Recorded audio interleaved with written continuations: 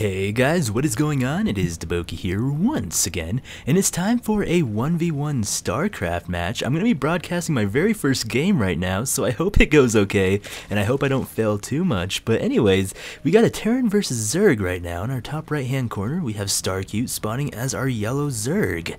In our bottom left hand corner, we have LegendaryXRH spawning as our green Terran. Now, this replay was sent to me by a friend, and they said that this was a Grandmaster, and this is a top master, so it's going to be a pretty good game indeed. So like I said, this is my first time broadcasting a game, so if I mess up, I am so sorry. But I hope you guys enjoyed anyways. It looks like our Zerg player is doing pretty standard build right now, nothing too risky, nothing too all in. Sometimes you will see a 6 pool go down, which means, hey, I'm going to be playing pretty aggressive, so you better be ready, and I will be coming at you, bro, super hard. So our Terran player is just going to be walling off right here. Sometimes they do like to start to wall off right out here, but walling out here is really, I guess, traditional right now, just because of the early lings and they don't want to be harassed by anything too tricky. Our Zerg player is sending out his Overlord in the middle of the map to go ahead and scout, which I do not agree with. This could be pretty risky for Zerg players to do, especially knowing that it's a Zerg versus Terran. Usually they want to send some sort of path, like going through the darkness of the sides to the left, just to avoid the straight down the middle, because if an SCV somehow scouts that coming down, they will send a Marine out to hunt for Overlords, especially a second one that's coming out right now. If very hard for you guys to go ahead and get back up. Our Terran player is not getting any sort of gas right now, so it looks like he's going to be doing some sort of 1 Rax command center expand build, so it looks like it's going to be pretty macro heavy. Our Zerg just took his expand right now, no gas yet for the Zerg player. It looks like it's going to be pulling out a pool as well as an extractor, so it's going to be getting some gas as well as some lings up to try to defend whatever is coming on its way, just in case if he does some early Hellion harass, which is very annoying for a Zerg player.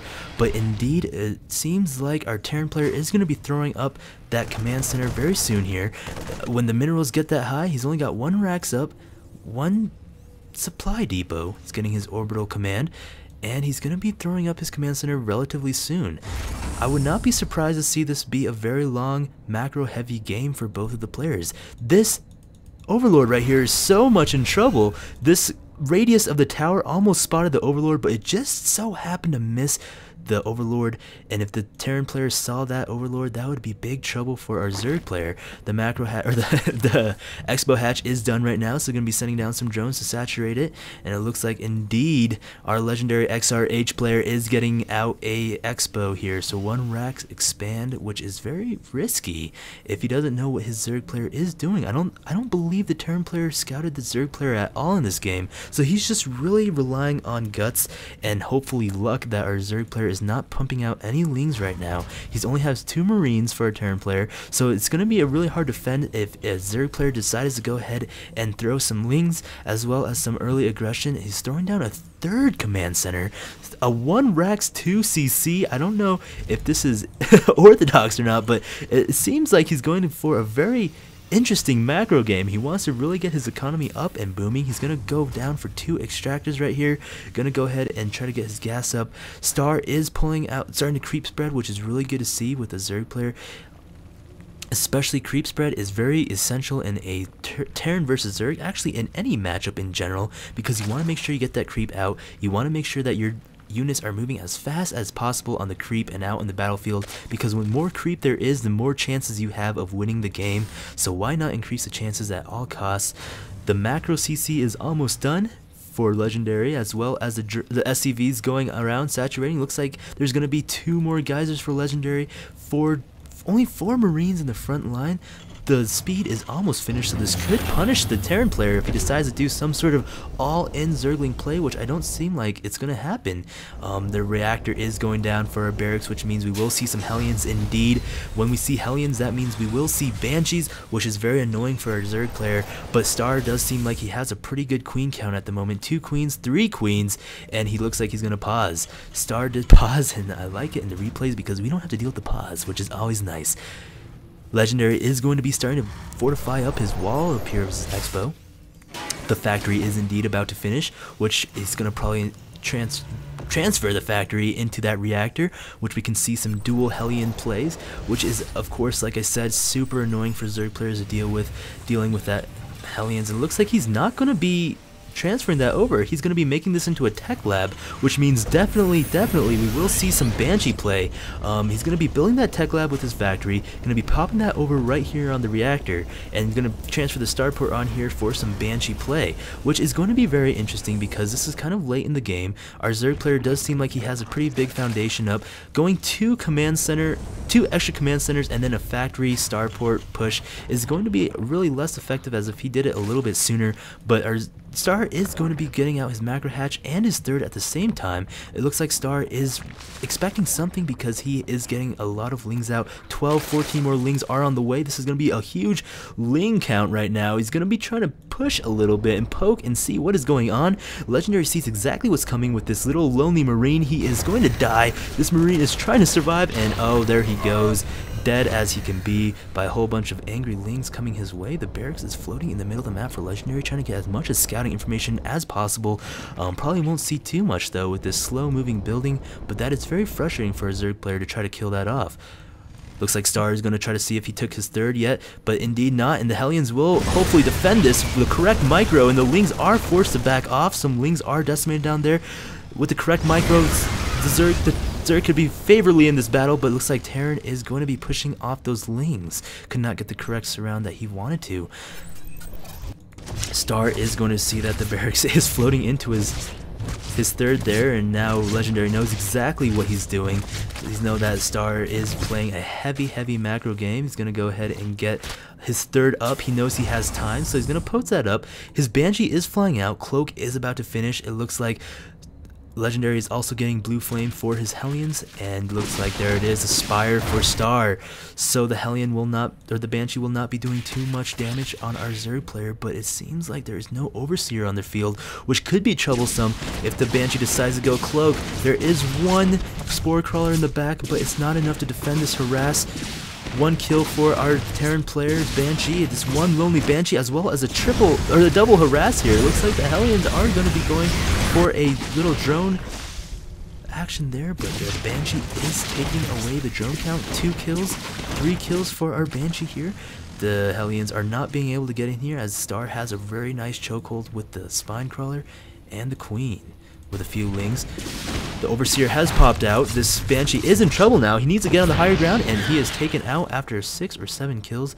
It seems like indeed that was a big huge win for our Terran player. 975 resources lost for our Zerg player and only 500 for our Terran player. So Terran did his damage that he needed to, and you know, just to slow down the production a little bit, Terran needs to do that to Zerg as much as possible, because if you give Zerg too much time, right here is a huge surround. If he's not careful and he loses all of his Hellions, that is a huge not paying attention moment right there, if I can say so the least.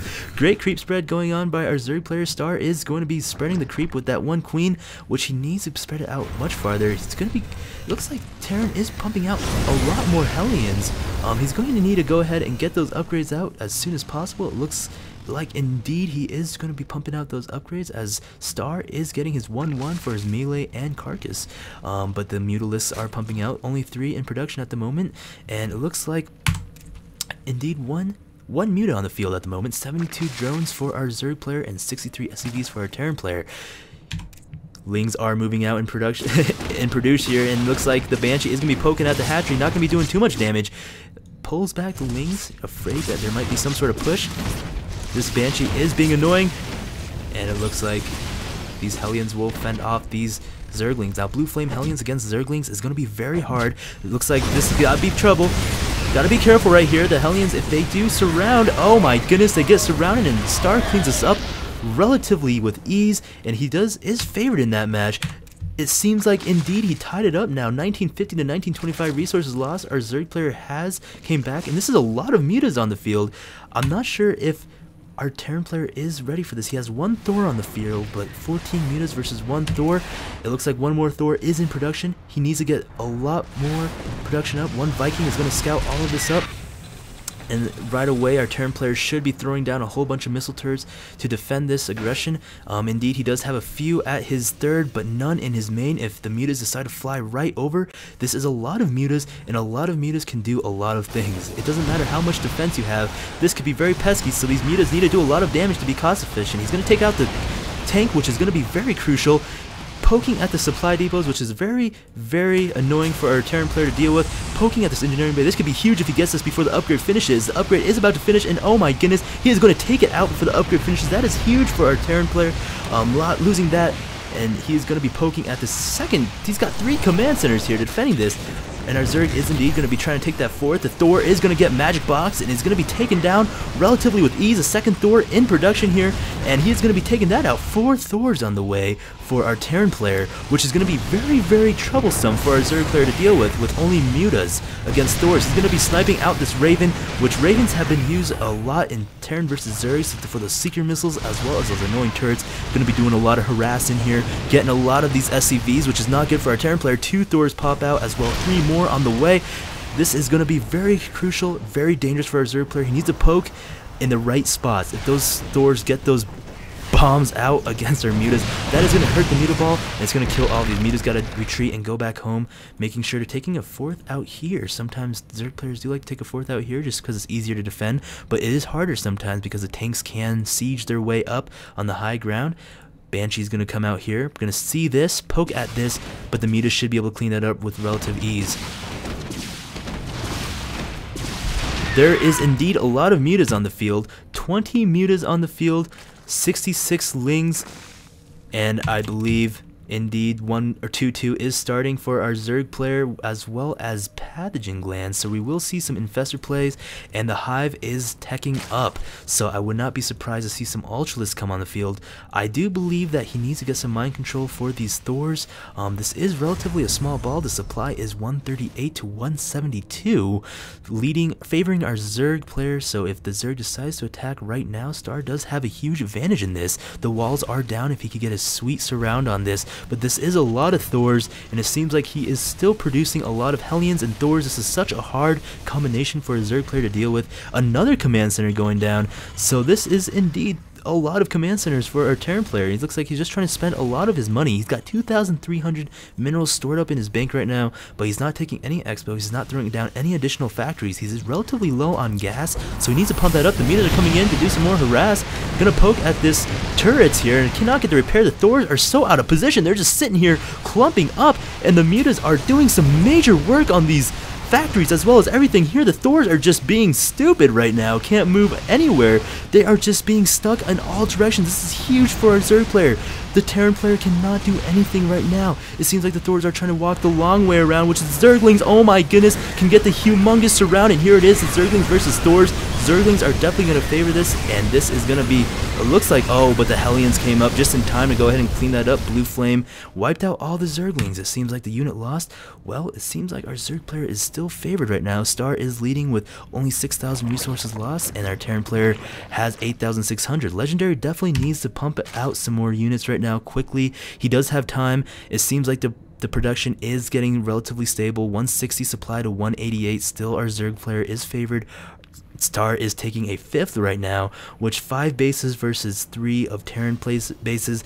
So Legendary definitely needs to take another base. The creep spread is starting to immense right here. This is a nice line of creep, but this is not enough creep spread. Star needs to get the creep on this higher ground and start to get some more surrounds. The Hellions are coming in, going to take out all these drones, it seems like. So not paying attention right now. Star is going to come in, but the Hellions are out of position. His army is split up, so these Hellions will be taken out. Just cleaning up some supply for Star, which he definitely needs. He's going to be upgrading the ground carcass as well as the melee attack.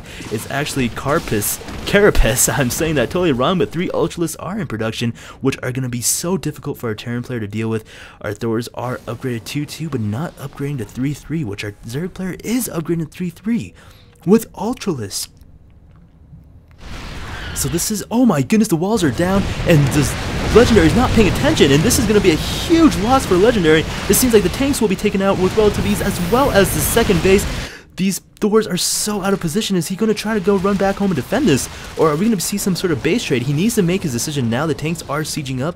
Going to try to be pushing down some of the front lines, but we don't know what we can expect here. Seems like there's going to be some sort of a miniature base trade right now going on, but the Terran player is moving so slowly. He needs to start pushing a little bit faster if he wants to be in this base race successfully. The Zerg player is just demolishing all production lines right now. There is no more production. The problem is that our Star can still produce back at home, even though he lost this base base right now. He still has this 4th right here, as well as all these bases still producing mass units. So Star is max almost, while our Legendary is only at 102 supply. This is heavily favored our Zerg player. It seems like our Zerg veteran player knows that he is in trouble right now. His forces, this is too small of a ball to deal with this huge of a Blink and Mutable, but who knows, anything could happen. He does have the space. He is not mining currently. He is long distance mining, excuse me, but it's not enough to keep up. He is at high mineral. If he wanted to go ahead and pump out mass marines, I guess he could do so. A couple of these are going to be taken out. These stores are just so slow and gonky. I just feel like Legendary is not controlling his stores very well this game. If you're going to get Thors, you need to learn how to control it. You got to destroy these rocks to go ahead and have them easy maneuverable, not build so many things right here in this cluttering space, because the Thors need to move around in the base, especially if Muta Harass.